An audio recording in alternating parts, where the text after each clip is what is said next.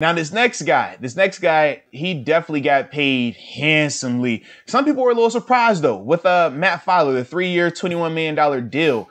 I feel like this was right on par for him, though, man. Being able to play right tackle for 16 games and be good at it. Being able to start at left guard for 16 games and be good at it. You see the positional flexibility. We know O-line is a need for every team. Everybody needs protection.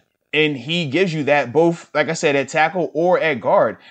So to know the Chargers had the money to do this, and it puts him back with Sean Surratt, who coached him here when he was the O-line coach, as the head O-line coach. Obviously, he was under Mike Munchak as well. So him and Matt Feiler have a long rapport as well. So to me, man, I think this makes perfect sense for Matt. I think that he'll be fine out there, whichever position they want him at, tackle or guard.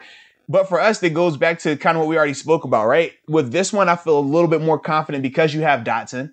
Knowing that that's in-house, that definitely gives me a little bit more peace of mind there. We're hoping that DeCastro, like I said, was just injuries last year, right? We'll see, though. Time will definitely tell with that.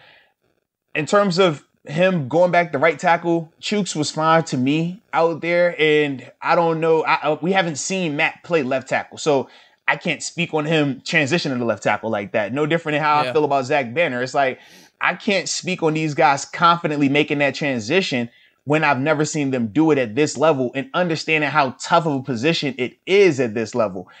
Like, that's just reckless. And it would be less reckless with Matt because at least Matt has shown that he can start at this level for 16 games at multiple positions. I think it would be even more reckless to speculate that Zach Banner could do it because we haven't seen not even a glimpse of him being able to do it to that extent. But with both of these guys, we'll just keep the same energy and hope for the best. But I do feel a lot more confident that Matt Feiler will be able to do what he does. But you can see the hole that it creates or the need that it could potentially create if Zach Banner and some of these other guys can't live up to that expectation. Or get injured. Oh, gosh. Yeah. Because that ultimately derailed him last year, right? Regardless of how you felt he was playing in that Giants game, because people are split on it. Some people think that he was playing well. Some people thought he was struggling. To each his own, right? But as a whole, the injuries, you blow your knee out. Not even Banner, just anyone. Yeah. Because obviously that was what they said was the issue with DeCastro as well. So, yeah, you got to be able to stay healthy right now. And obviously, think about what Dotson last year. Dotson came in due to injury, but then Dotson also left due to injury, and that's how JC got an opportunity to play guard as well. So a lot of these guys, that does happen that way, but now we're tapping into these depth pieces. These depth pieces have become starting pieces right now. That's why it's a little different. That's all. So with Chooks versus Feiler at right tackle, you're right. We have Dotson at guard, and that was Matt Feiler's main position last year. You don't. Yeah. So at $7 million with Matt Feiler, you don't think there's that much of a drop off, or it's not worth spending that $7 million for what we have at Chooks with right tackle? No. So this is the thing. Chooks is a really good player, right? He showed that he could play well. I think both of those guys are good right tackles. You know what I mean? Like, I think it's different in the sense of my skepticism surrounding Banner is because we didn't get the chance to see him have a Chooks type season. We only saw him for 2 quarters. And for 2 quarters to get the money that he got, and then you have confidence that he can go play a totally different position that typically is harder, that's where I get a little bit more nervous. Whereas with Matt and Chooks, we've seen Chooks not just last year. We saw Chooks come in as a rookie, right? And go up against Von Miller in Denver on the road and hold his own. So we've seen numerous times where Chooks has done what he's supposed to do. So, yeah, I feel a lot more confident. And I'll be saying to myself, why would I pay Matt that to stay when we have Chooks? But trust me, Chooks is going to be a guy that if he stays healthy, he'll double what Matt got, triple it probably. No way, that's what really? Absolutely, yes. Chooks is a better athlete in terms of the size, the footwork. Absolutely. Matt is built more like, he's built like a guard, but he's a better right tackle, if that makes sense, Like, he's shorter, not the longest arms, squatty, super strong, right? A beast of a man. But he's definitely built more to play guard, but he is a better right tackle, if that makes sense. Somehow, some way. Whereas with Chooks is built to play tackle. He looks like a tackle.